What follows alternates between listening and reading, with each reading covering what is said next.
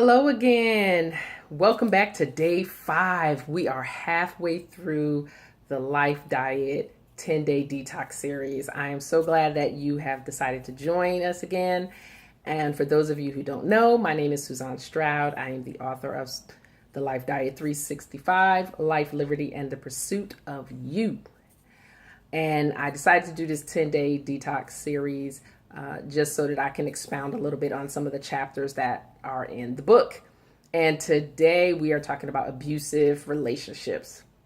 Now, when I wrote this chapter of the book, I kind of struggled with this, not because I have been or I am in an abusive relationship. I wanted to be sensitive to the readers because people do experience all forms of abuse, and I never want it to come off as being insensitive to whatever abuse a person may be going through. And as I stated in my book, if you are going through any type of abuse, I do encourage you to contact the domestic hotline in your area. And you can Google search that. You can find that on any city or county website. There's information out there. And hopefully, if you are in that situation, you will do your best to get out. Now, in this particular chapter, I did touch on physical abuse. And I didn't really get into that too much because, like I said, I want to be sensitive to that. And I do understand that people are in abusive relationships. If you are in a relationship where someone is putting their hands on you, or they're causing you physical body harm, you definitely need to get out of that relationship. That is absolutely obvious that is a negative and toxic relationship. And I don't care how much you try to convince yourself that it's going to get better, and you try to weigh the good days and the bad days. Anytime that you are fearful of your life, you definitely have to get out. So I definitely hope that you're doing something about that. Then I talked about verbal abuse. Verbal abuse, you have people who they won't put their hands. You may have a person in your life who won't put their hands on you, but they're constantly berating you, and they're putting you down, and they're telling you that you're not going to be nothing. Your ideal that you have is stupid. You're too old to do what you're trying to do. Why don't you give it up? You're too dumb. You're not pretty enough. You're not tall enough. You're not fat enough. You're not skinny enough. You're not tall enough. You're not, like, there's always something there in their verbal communication with you that is reminding you, or attempting to remind you, because that's what they want to do. They want to remind you that that you're nothing.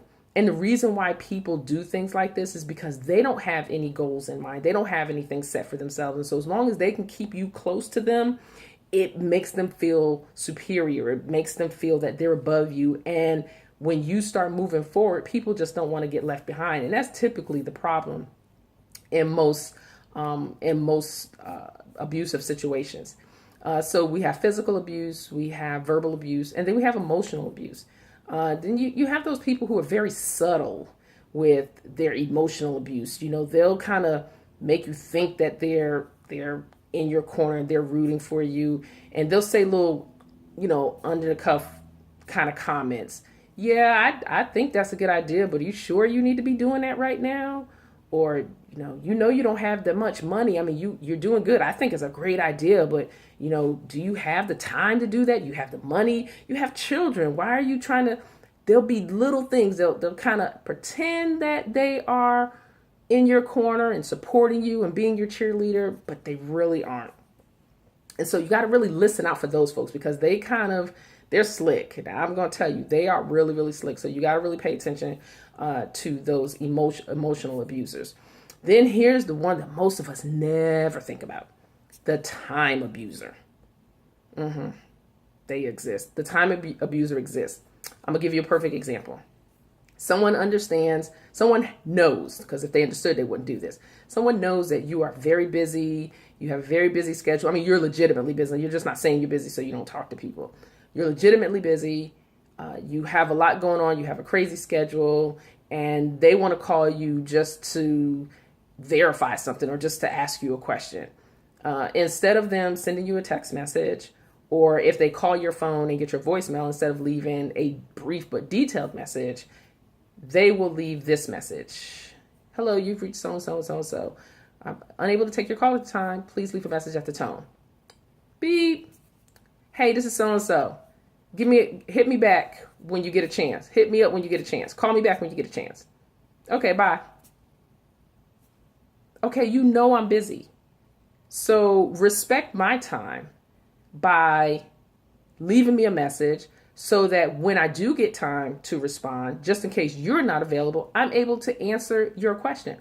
But what these people try to do is they feel that they're so important that you're supposed to answer the phone when they call, and you're supposed to be available to talk to them when they get you on the phone, and you're supposed to be happy about that. No, those are time abusers. Another example, someone knows that you work all day. You may work an 8 or 10 hour day, or your day may exist to be 10 hours because of your drive to and from work. So by the time you get home, most of us just want to kind of unwind and just kind of collect ourselves and just kind of figure out what we're going to do next. You have those people that just want to come and just hang out at your house. Just want to come hang out. They don't really want anything. They just want to hang out. They don't have any purpose. You're not discussing business. You're not discussing goals. You're not discussing destiny and purpose. And they're not encouraging you to move forward. And they're not coming over to help you do anything that's going to build what you're trying to build. They just want to take up your time.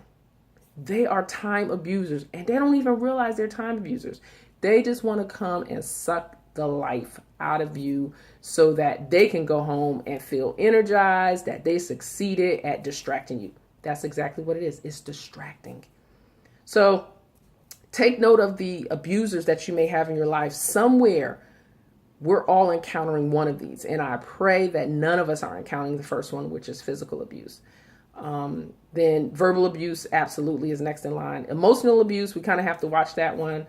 But time abusers, I would be willing to bet that we all have time abusers in our life. I know that I have some in my life, and I'd be willing to bet there might be times that I might be abusing someone else's time. I'm not exempt from what I wrote. I have to catch myself sometimes and remind myself of what I wrote so that I can respect other people's life and their time and what their purpose is or may be in life. So hope you got something out of this one today. This one, I love talking about time abusers. I really do, because most people don't really consider that those people exist. So join me next time. I look forward to seeing you again, and feel free to share these videos and share your comments. I'd love to hear back from you. Thank you so much, and I look forward to seeing you again. Bye-bye.